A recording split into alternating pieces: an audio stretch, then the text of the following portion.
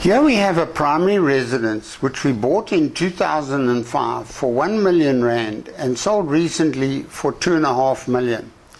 With a profit of 1.5 million and a primary residence exclusion of 2 million rand, we would expect zero capital gain on this primary residence, but we can see a capital gain of 150,000 rand.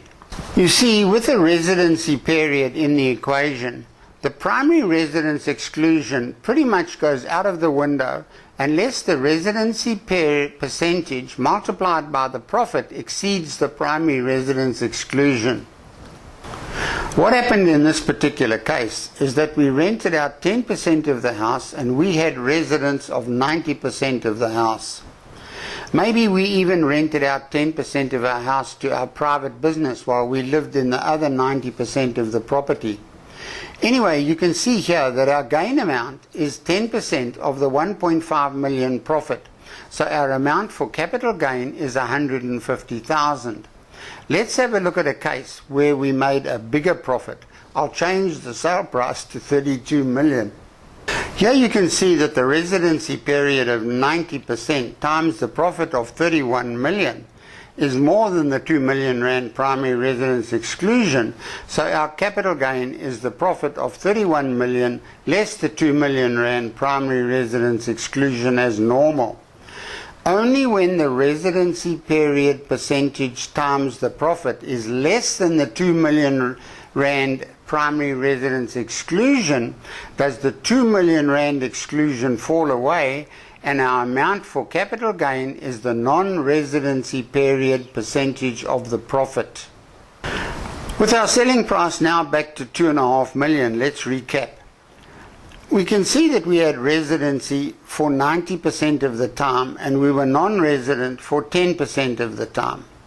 If 90% of the profit was less than the 2 million rand primary residence exclusion, and we can see that 90% of 1.5 million is less than 2 million, then we ignore the primary residence exclusion and our gain is 10% the non-residency period of the profit, which is 150,000 rand.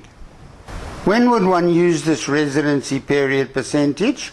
The residency period percentage can be used for the period from 1st of October 2001 to the date of disposal.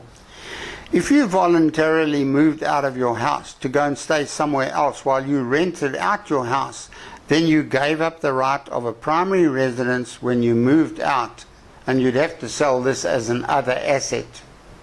Of course, if you were transferred to another town for 6 months by your employer, then this was not of your choosing, so you have a claim for a primary residence exclusion when you sell it.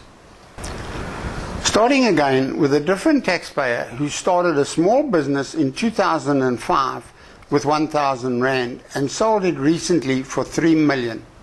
We can enter these details as well as acquisition costs, improvements, etc. into the capital gains tax calculator, and it will work out our profit for capital gains. We may be entitled to a deduction of 1.8 million once in a lifetime, depending on conditions. So let's go through some of the fine print as is shown here when you click on the info button. If you click on this info button here, then this text screen comes up and you can scroll down. It'll tell you all about the laws to do with selling businesses. The first 1.8 million of profit on a small business is exempt from capital gains tax provided that you are either over 55 or you were forced to sell the business because of ill health. The exemption is per person and not per business. The total value of all the taxpayers' businesses may not exceed 10 million rand. In the case of a partnership, each partner may be entitled to a 1.8 million deduction, provided that the sale of the business is finalized in 2 years. Any unused portion of the exempt amount may be carried forward to a possible future business sale, provided that the total value of all sales are less than 10 million rand. Selecting the stocks and shares option, we enter that we bought shares in the year 2000 for 100,000 rand. Along came the events of 9/11 in September 2001, and we were lucky that our shares only lost 50% on 1st of October 2001, and they were valued at 50,000 Rand on the valuation date. Let's say they never completely recovered, and we sold them for 80,000 Rand last year. According to the law, we should be liable for a capital gain profit of 30,000 Rand between the base cost of 50,000 and the selling price of 80,000. This hardly seems fair, as overall we lost 20,000 Rand. SARS agrees, and the loss limitation clauses in the Act say there is no gain in a case like this. The calculator we are using caters for these laws and shows no gain.